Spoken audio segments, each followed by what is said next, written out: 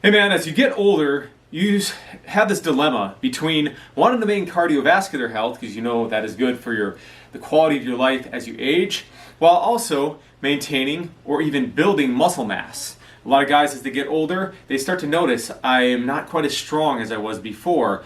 My muscles are starting to shrink. My skin is not as tight. My physique isn't looking as good. But on the other side, you have the cardiovascular aspects of things. So how do you balance out these two and ensure that you are achieving both goals? Maybe you're a guy who's naturally a little bit bigger, you build muscle easily, but you hate doing cardiovascular exercise. Do you have to go out jogging, biking, rucking, all those kind of things to keep your heart healthy? Hey guys, Aaron Kubitz, personal trainer, functional aesthetics EC, blending science and innovation to help busy men in their 40s build muscle, shed fat, and perform better in their lives inside and outside the gym. So in today's video, I'm going to answer that question for you.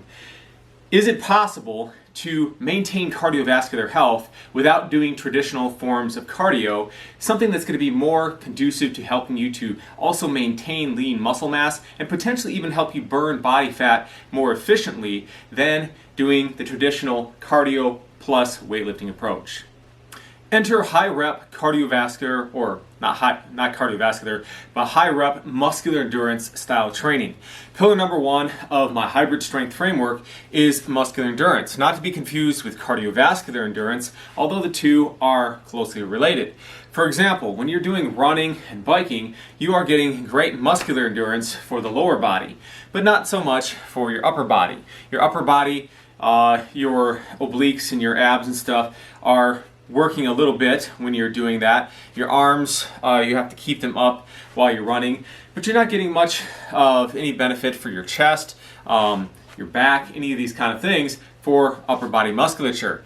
Whereas when you're doing high rep strength training, such as doing push-ups, inverted rows, kettlebell swings, or just barbell and dumbbell complexes where you do relatively lighter weights but higher reps, and you train the entire body, it's going to produce similar cardiovascular benefits to doing running or biking, except the difference is that you are stimulating the entire body rather than just a concentrated section of the body, namely the lower body, which you're doing for your running and your biking.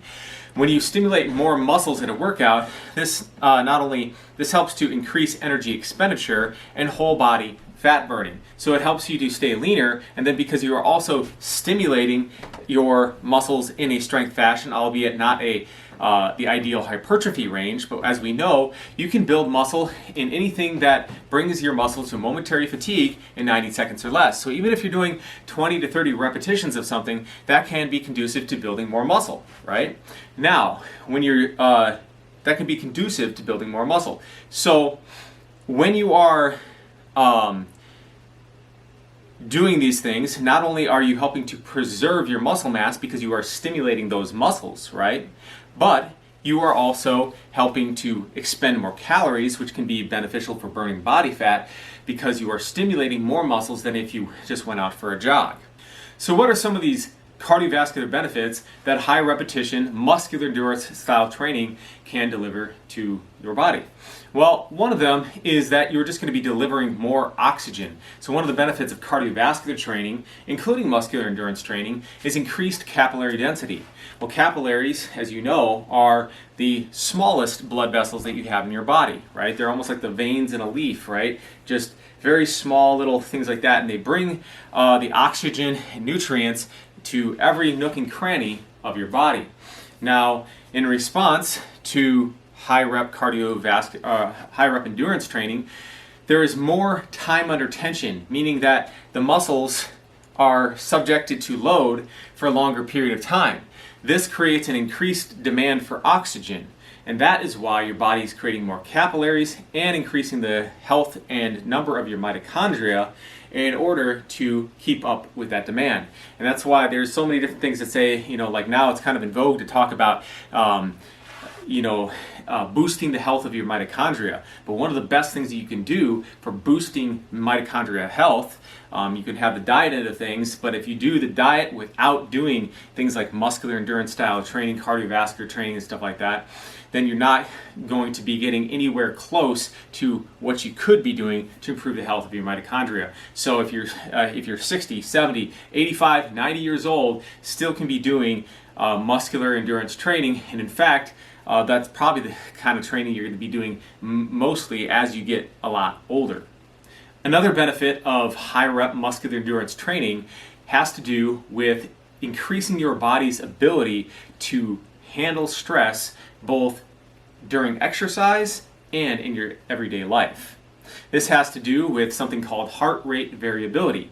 So heart rate variability is where the time in between the strokes of the heart, right? So in between heartbeats, what is the variability in the amount of time in between those heartbeats, right?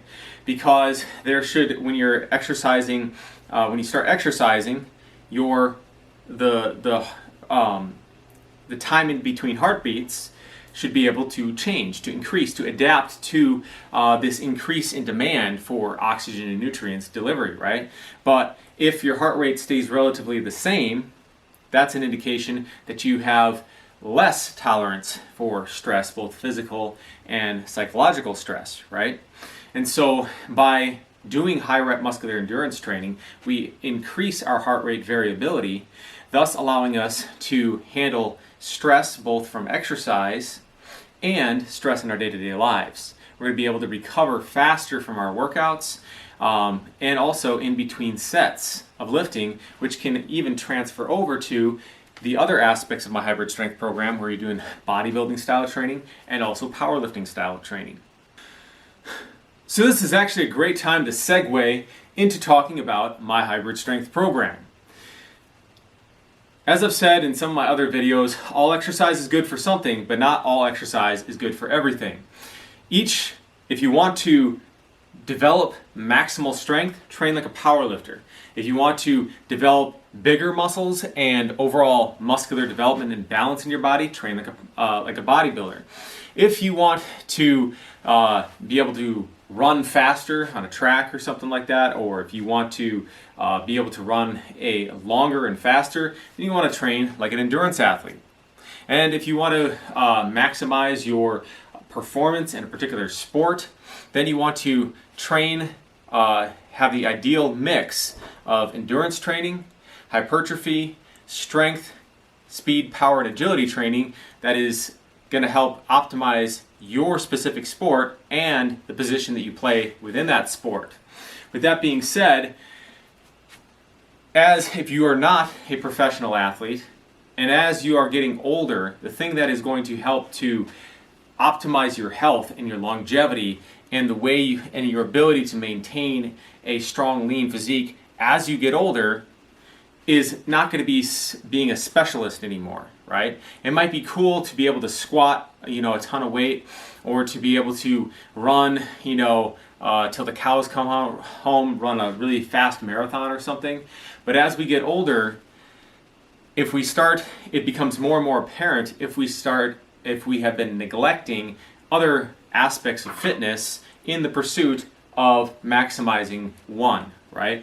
I personally see little benefit in getting really good in one area of fitness while neglecting the others because you don't have time. Because again, time is one of the biggest obstacles that men say, or guys will tell me, when they give reasons why they're not exercising regularly. So if your goal is to feel good, look good, and have above average strength and overall athletic performance as you get older, and you don't have, hours per week to train, then here's what I'm going to recommend to you.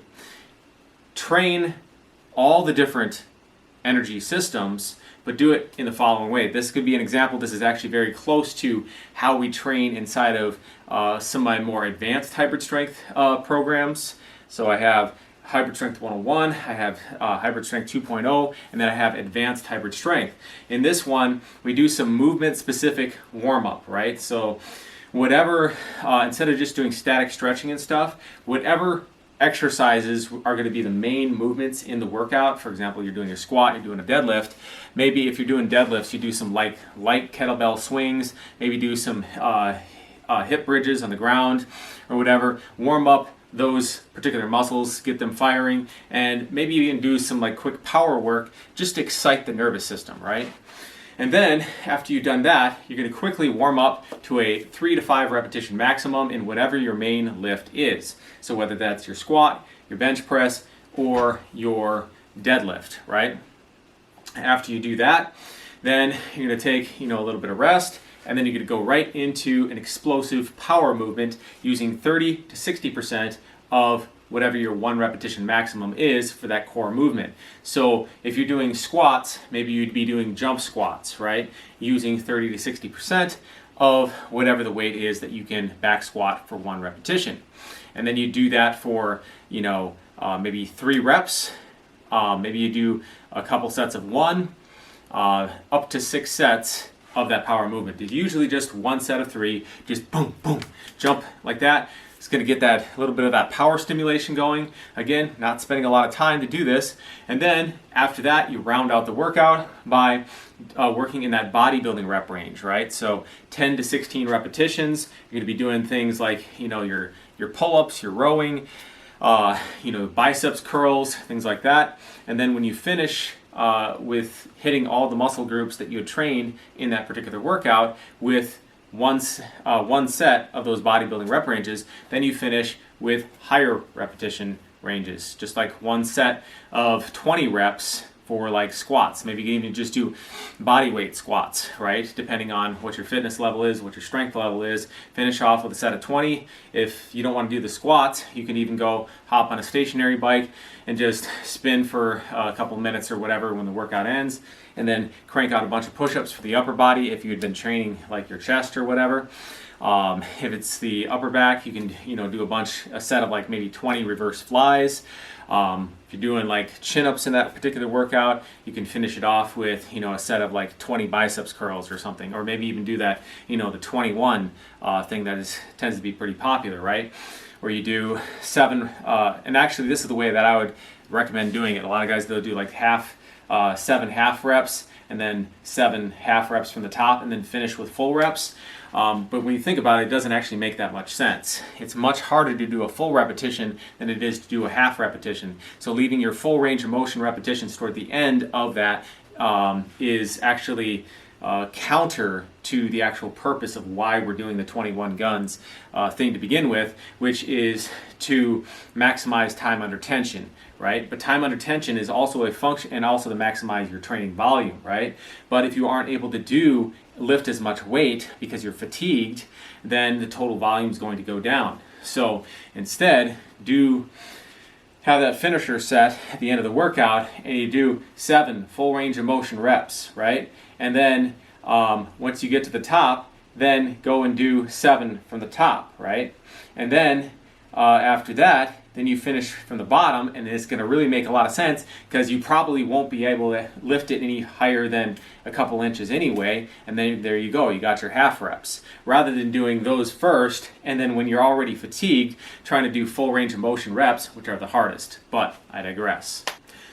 Alright, so if you're a man in your 40s who either you are completely new to the gym and you would like to start building up your strength, your fitness, your muscle mass, but in a holistic way, or you are a guy who has been doing bodybuilding or powerlifting for years, or maybe you were a distance runner, but now you're finding that it no longer is serving you as you're getting older, or maybe perhaps you just don't have as much time to devote to a full bodybuilding or powerlifting program. You don't have as much time to spend hours and hours in the gym, but you want to maintain as much muscle and strength as possible while also improving other metrics of your fitness. Then I encourage you to check out my hybrid strength program by booking a call with me down in the link in the descriptions below this video.